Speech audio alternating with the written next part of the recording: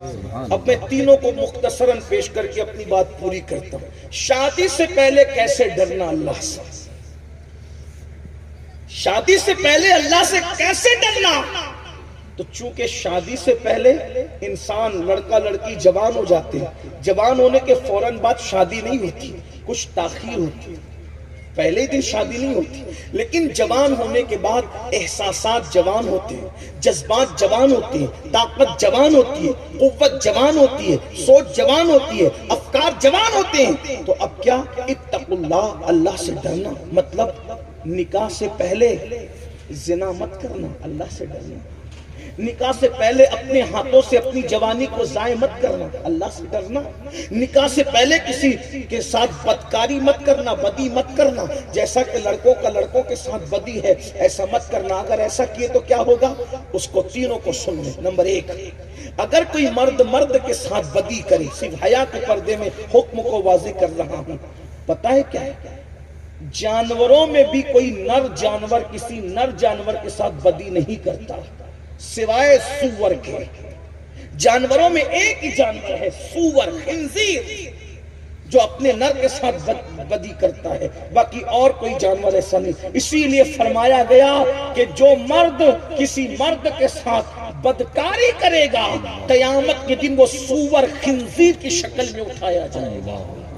حدیث پاک میں ایک مقام پر آتا ہے، جب کوئی مرد کسی مرد، آج اس لیے کہ میں حیا کے پردے میں اس لیے بات رکھنا چاہتا ہوں کہ شادیوں میں تاخیر کی وجہ سے کالجز میں یہ بلا عام ہو رہی ہے، اسکولوں میں یہ بلا عام ہو رہی ہے، بلکہ ہمارے کان تک تو یہاں تک باتیں پہنچی کہ ٹیچر اور شاگرد تک اس بلا کے اندر گرفتار پائے گئے۔ یہ ساری صورتحال ہے۔ یاد رکھنا، اسلام کے سوا ان گناہوں کا کسی مذہب کے پاس کوئی حل نہیں ہے، کوئی سولوشن نہیں ہے۔ اس کی وجہ یہ ہے، حل صرف یہاں ہے کیونکہ یہاں خشیت ربانی، خدا کے دیکھنے کا تصور ہے، احادیث کا تسلسل ہے، رسول اللہ کی تعلیمات ہے، اور جو رسول اللہ نے حدیث بیان کر دی ہے کسی مجمع میں ہم اس کو بیان کرنے میں نہیں شرماتے۔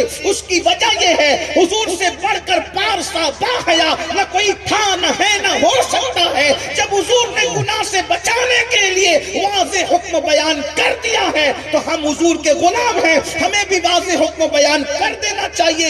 جب لوگ گناہ کرنے میں نہیں شرماتے تو ہمیں گناہ روکنے میں کیوں شرم کرنی چاہیے؟ اللہ رسول کے حکم کو واضح کرنا ہے تاکہ لوگ بچے۔ اللہ کے رسول سرکار کائنات مصطفیٰ کریم رؤوف الرحیم صلی اللہ علیہ وآلہ وسلم فرماتے ہیں، جب کوئی مرد کسی مرد کے ساتھ بدکاری کرتا ہے تو خدا کا عرش جو ہے اس پہ زلزلے آتے ہیں، آسمان جو ہے وہ گرنے کے قریب ہوتا ہے۔ یہ وہ گناہ ہے جس کی وجہ سے آسمان گرنے کے قریب ہوتا ہے۔ فقیر لکھتے ہیں ابو اللہ سمرقندی کہ جس وقت یہ بدی دنیا میں ہوتی ہے تو آسمان گرنے کے قریب ہوتا ہے تو فرشتے آسمان کے کناروں کو پکڑ لیتے ہیں، اور اللہ کا غضب اور اللہ کا جلال، اللہ اکبر، جب تک ٹھنڈا نہیں ہوتا اس وقت تک وہ قل ہو اللہ شریف کی تلاوت کرتے رہتے ہیں۔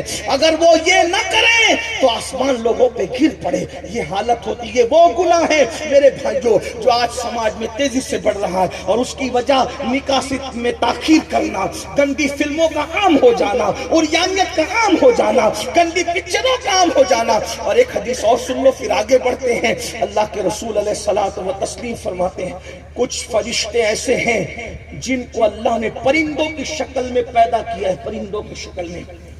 بدکاری کرنے والے کہیں بھی مرے، اندور میں، حسن آباد میں، حسین آباد میں، علی آباد میں، مدینہ منورہ میں، مکہ، کہیں مرے، بدکاری کرنے والا جس نے مردوں کے ساتھ بدکاری کی ہوگی، اللہ پاک نے فرشتوں کو پرندوں کی شکل میں، چونچ والے پرندوں کی شکل میں پیدا کیا، وہ جہاں مرے گا، جہاں دفن ہوگا، رات بھی نہیں گزرے گی، وہ چونچ والے فرشتے اس کو اپنے منہ میں اٹھائیں گے اور اٹھا کر لے جا کر وہاں پھینک دیں گے جہاں قوم لوط پر عذاب آیا تھا، اور وہ انہی کے ساتھ وہاں پڑا رہے گا، قیامت میں انہی کے ساتھ اٹھے گا اور اس پر لعنت برستی رہے گی۔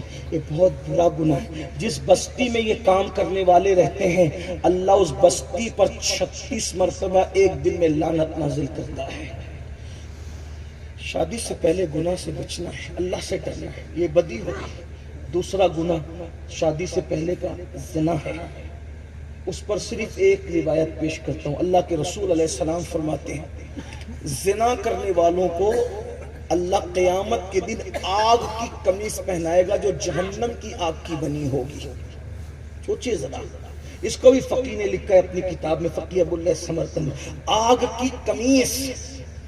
ذرا سوچئے, اپنے گیزر پہ گرم کیا ہوا پانی اگر زیادہ گرم ہو جائے بدن پہ ڈال لو تو کیا حال ہوتا ہے؟ اپنے گھر کے چولہے پر اگر تیل گرم کیا ہوا ڈالو کیا ہوتا ہے؟ جہنم کی آگ کسے کہتے ہیں؟ یہ جو دنیا کی آگ ہے یہ 70 مرتبہ رحمت کے پانی سے دھلی گئی ہے تب یہ دنیا کی آگ بنی ہے. 70 درجہ ہلکی ہے, اس کا یہ حال ہے. تو وہ جو پیور مکمل 3000 سال تک بھڑکائی گئی ہے اس کی بنی ہوئی قمیص جہنمیوں کو پہنائی جائے گی. اسی پہ بس نہیں, اگر حدیث میں نہ آتا تو میں بولنے کی ہمت نہ کرتا.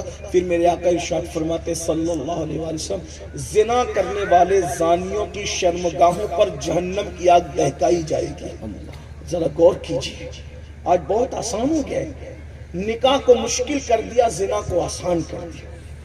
اتقوا اللہ, نکاح سے پہلے اللہ سے ڈرتے رہنا, پاک دامن رہنا. ایک بات اور پیش کی, بزرگوں نے فرمایا جو زنا کرتے ہیں اللہ ان کو سزا یہ دیتا ہے کہ ان کی نسل میں اللہ عیبی بچے پیدا کرتا ہے, لنگڑے, لولے, اندھے, کانے, گونگے, تاکہ ان کو زندگی بھر صدمہ رہے. اس کو کہتے لمحوں کے گناہوں نے صدیوں کی سزا پائی, مگر جو توبہ کر لے. اب اس کا معاذ اللہ یہ مطلب نہیں کہ جس کے گھر میں عیبی بچے دیکھو اس پہ شک کرنے لگو, ایسا نہیں ہے. کچھ لوگوں کو اللہ بطور آزمائش بھی عیبی بچے دیتا ہے, لیکن 99% لوگوں کے گھر میں عیبی بچے نسل میں کیوں پیدا ہوتے ہیں؟ زنا کی وجہ سے. اگر لوگ زنا نہ کریں انشاءاللہ ان کے یہاں عیبی بچے پیدا